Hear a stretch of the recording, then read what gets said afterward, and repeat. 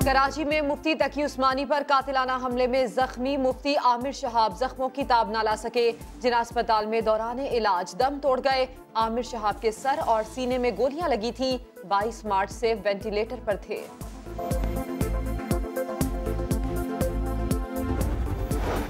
बिजली, गैस और पेट्रोल की कीमतों में इजाफे ने गरीब आवाम की कमर तोड़ दी। खाने पीने की अशिया की कीमतों को पर लग गए। डॉलर 143 रुपए और सोना 72,000 रुपए फी तोला तक पहुंच गया। वजीर खजाना असद उमर की सरबराही में इक्तिसादी राबता कमेटी का इजलास।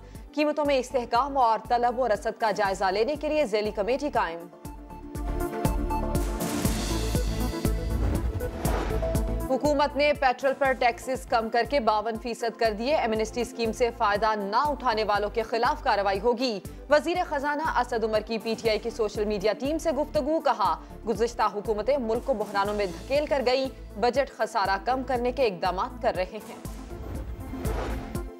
मुझे क्या बुरा था मरना अगर एक बार होता। मरियम औरंगजेब का तब्दीली सरकार पर शायराना अंदाज में वार। मुस्लिम लीग नून की तर्जुमान मरियम औरंगजेब का महंगाई पर हुकूमत के खिलाफ शायराना तंज। कहा, नाअहल हुकूमत ने महंगाई 9.5% तक पहुंचा दी। जियाले सेनेटर रहमान मलिक कहते हैं डॉलर 150 तक जाएगा। वजीर आजम महंगाई के बम को रोकें। हुक्मरानों ने अवाम की चीखें निकाल दी हैं। वजीर आजम का पीर बधाई में पनाहगाह का अचानक दौरा। शबे मेराज पर सहूलियात का जायजा लिया। पनाहगाह में दस्तयाब सहूलियत पर इत्मीनान का इजहार। कहा, बेघर अफराद की किफालत हुकूमत की जिम्मेदारी है। जाली अकाउंट्स केस में नैब ने पहला रेफरेंस दायर कर दिया। साबिक एडमिनिस्ट्रेटर केएमसी मोहम्मद हुसैन सैयद और आसिफ जरदारी के करीबी साथी यूनस किदवाई समेत 9 मुल्जिमान नामजद। मुल्जिमान पर कराची में मंदिर और लाइब्रेरी की जमीन गैर कानूनी तरीके से अलॉट करके कौमी खजाने को भारी नुकसान पहुंचाने का इल्जाम है।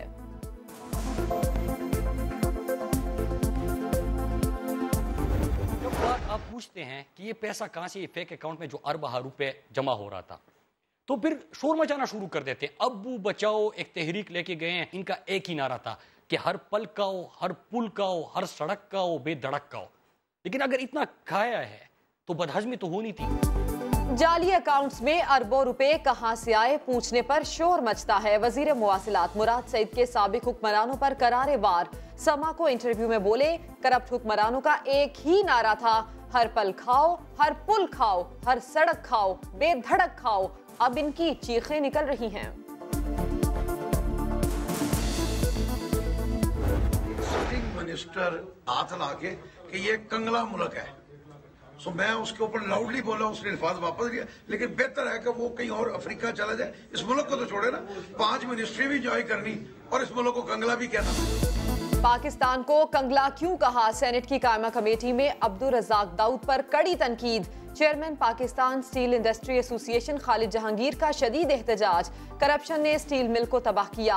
हुकूमत के पास पैसे नहीं, पब्लिक प्राइवेट पार्टनरशिप चाहते हैं। मुशीर तिजारत अब्दुल रज़ाक दाऊद का कमेटी को जवाब। पाकिस्तान को कंगला कहने की बात वापस हो गई। इजलास के बाद अब्दुल रज़ाक दाऊद की वजाहत। कब तक कंगला रहेगा पाकिस्तान? नहीं, वो वापस हो गए अल्फाज, वापस हो गया। वापस कर लिया। सिंध के डायरेक्टर फूड अथॉरिटी को बड़े बड़े रेस्टोरेंट्स पर छापे और जुर्माने और इसके अलावा सील करना महंगा पड़ गया। साई सरकार ने अबरार शेख को ओहदे से फारिग कर दिया। डायरेक्टर की तब्दीली से अथॉरिटी के अफसरान में मायूसी। फैसलाबाद में वालिदैन की जहालत। 9 साला लड़के की शादी 11 साला लड़की से कर दी। पुलिस ने बारात की वापसी पर लड़के, बाप और निकाह ख्वां को गिरफ्तार कर लिया। निकाह ख्वां का कहना है कि निकाह के लिए बुलाया गया था, रुखसती के लिए नहीं। बेटी के बाप ने औलाद को बोझ करार दे दिया। जिसको स्कूल जाना चाहिए, जिसको अच्छे जो है उसके ख्वाब पूरे होने चाहिए, उसको पढ़ना लिखना चाहिए, आप उसको इस तरह अपने गले से उतार रहे हैं जिस तरह के वो बहुत बड़ा बोझ थी आपके ऊपर। साथ बोझ ही सी, बोझ उतारन की खातिर ये काम होया।